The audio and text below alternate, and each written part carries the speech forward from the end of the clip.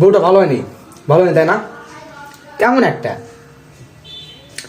আর একটু ভালো আশা করছিলাম না, বিয়ে ওরা করবে কিন্তু আশা আমি করছিলাম।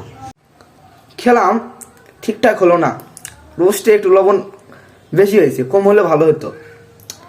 আইসক্রিমটা এত ঠান্ডা ছিল, খেতেই পারলাম না, গরম হলে ভালো হতো। খেতেই পারলাম না, মাত্র 9 বার ভাত নিছি আমি। মাংস তো আপনি মনে করেন 7 থেকে 8 বার নিছি, একটুও খেতে পারলাম না।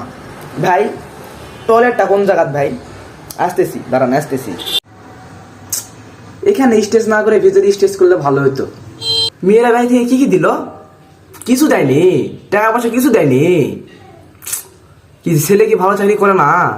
ও ভালো চাকরি করে তাও দেয়নি, কি অবস্থা। গিফট তো ভালোই দিছে,